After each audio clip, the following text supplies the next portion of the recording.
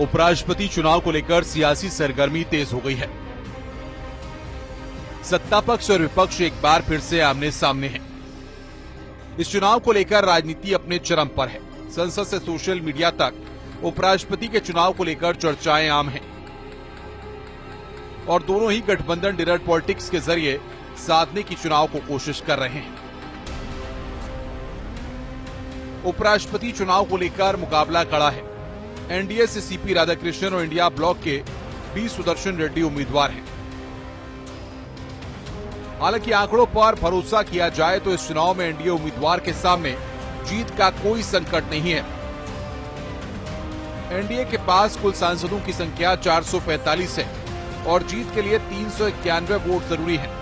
वहीं इस चुनाव को लेकर सियासत भी तेज हो चुकी है और वार पलटवार का दौर भी जारी है। ये बहुत ही हास्यास्पद बात है। कौन सा उनका आकलन है मैं नहीं जानता, लेकिन मैं समझता हूँ क्रॉस वोट होने की कोई संभावना नहीं है। अगर क्रॉस वोट हुआ तो एनडीए की तरफ से होगा, हमारी तरफ से तो कोई प्रश्न ही नहीं। वो हारने के बाद भी यही कहने वाले हैं कि हम जीत गए और कोई बड़ी बात नहीं है कि वो फिर से कहें कि इलेक्शन में कुछ गड़बड़ हुई है, तो भगवान भला करे उसका भी। ठीक है, तो उनको कहने दीजिए ना, 100 वोट का कम से कम 150 वोट का अंतर रखना। उपराष्ट्रपति चुनाव को लेकर विपक्ष ने कमर कस ली है। विपक्ष ने एक मॉक पोल की बैठक की जिसमें सांसदों को बताया गया कि वोटिंग कैसे होगी और किस तरह से वोट देना है कि गलती न हो। उपराष्ट्रपति के चुनाव के लिए जो भी महत्व के मुद्दे हैं उनके ऊपर गौर किया गया और यहाँ तो सभी परिचित हैं क्योंकि सभी पार्लियामेंट मेंबर्स हैं, लेकिन फिर भी छोटी छोटी भूल भी आपका जो वोट रहता है वो वोट डिस्क्वालीफाई हो सकता है।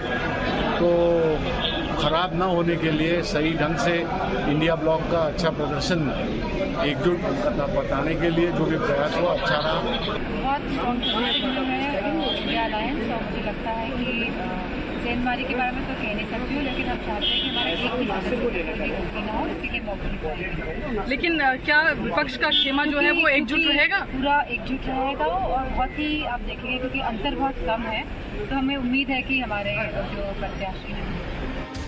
भारत के 15वें उपराष्ट्रपति के चुनाव की तैयारियां पूरी हो चुकी हैं। इसके लिए मतदान कल होगा और नतीजे भी कल ही घोषित किए जाएंगे। सुबह 10 बजे से लेकर शाम 5 बजे तक वोटिंग होगी और 6 बजे से वोटों की गिनती शुरू हो जाएगी। उपराष्ट्रपति जगदीप धनखड़ ने 21 जुलाई की देर शाम अचानक स्वास्थ्य कारणों का हवाला देते हुए उपराष्ट्रपति पद से इस्तीफा दे दिया था। इसकी वजह से यह चुनाव हो रहा है। Bureau report, news 18, UP Uttarakhand.